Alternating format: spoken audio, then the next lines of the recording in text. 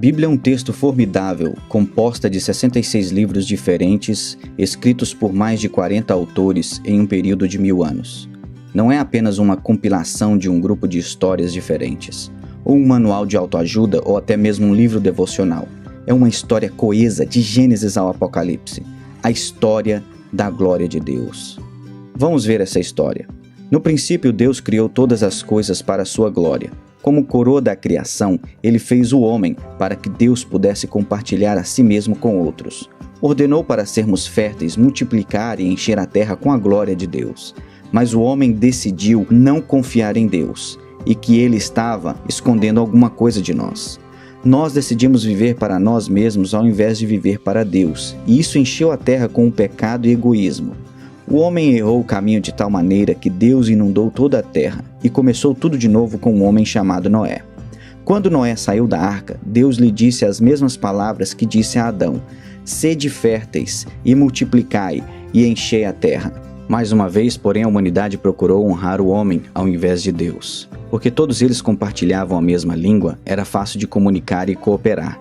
Então eles fizeram um plano. Em um lugar chamado Babel, eles iriam construir uma torre até os céus para estabelecerem um nome para si. Eles trabalharam para construir o seu próprio reino, ao invés de obedecer à ordem de Deus. Eles cometeram o mesmo erro que cada uma das gerações anteriores havia cometido. A humanidade ignorou a Deus e sua ordem de espalhar o seu nome e sua glória por toda a terra. Então Deus tomou a seguinte decisão.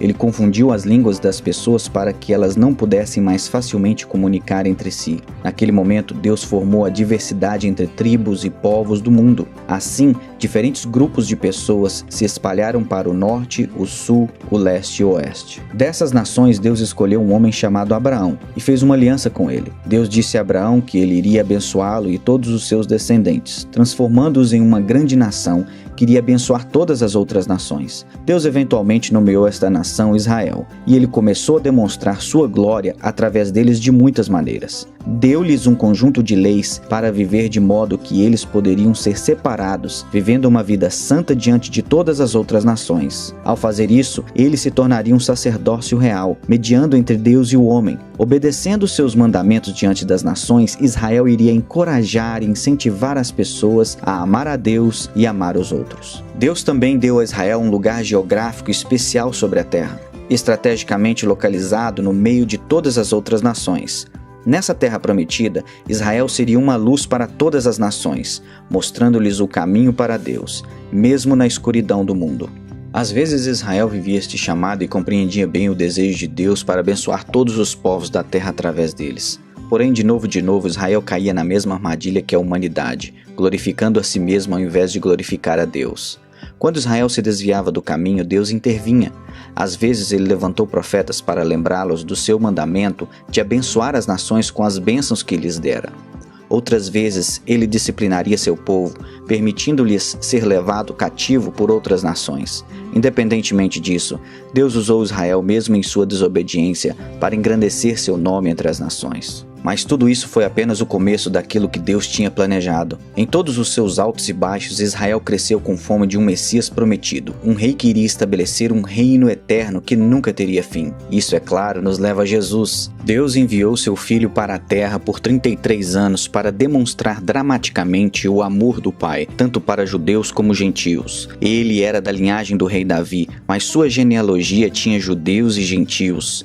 Seus primeiros adoradores foram os sábios, gentios do leste. Anjos proclamaram que sua salvação seria para todos os povos. Até mesmo no dia de sua apresentação como bebê, foi identificado como luz para iluminar as nações. E outra vez Cristo lembrou os seus discípulos que o plano de Deus, desde o início, é abençoar todos os povos. Sua vida exemplificou esta mensagem perfeitamente. Ele ficou furioso quando o templo não estava sendo usado como uma casa de oração para todas as nações. Ele contou parábolas sobre o reino de Deus, dizendo que este reino é para todos os grupos étnicos, e pregava a boa nova para os judeus, gentios, ricos, pobres, educados e iletrados iguais. Jesus serviu cananeus, samaritanos, romanos e gregos. Ele era e é um verdadeiro Messias para todas as nações. Ele viveu uma vida perfeita, morreu uma morte perfeita e levantou-se novamente com uma ressurreição perfeita. Então ele nos mandou: ide, fazei discípulos de todas as nações. As palavras perfeitas para resumir seu ministério. Ele nos disse que este evangelho do reino deve ser proclamado em todo o mundo, em testemunho a todas as etnias, e então virá o fim. Nós vemos o início disto quando o Espírito Santo encheu os discípulos no Pentecostes e proclamou as maravilhas de Deus em várias e diferentes línguas do mundo. Também a continuação quando Cristo chamou Paulo e outros apóstolos para pregar o evangelho aos gentios. Ele continua até o dia de hoje. Estamos à espera do fim que vemos em Apocalipse, quando o Cordeiro de Deus adquiriu com o seu próprio sangue cada nação. Essas pessoas vão formar uma multidão que ninguém pode contar, de toda tribo, língua, povo e nação, dizendo: a salvação pertence ao nosso Deus que está sentado no trono e ao Cordeiro. Essa é a história da Bíblia. Uma única história coesa de capa a capa. A história de Deus, a história de sua glória entre todas as nações. Mas não pode vir a ser concretizada até que todas as nações escutem esta história. Ele te convida para essa história. Ele te convida para essa missão. Qual será a sua participação?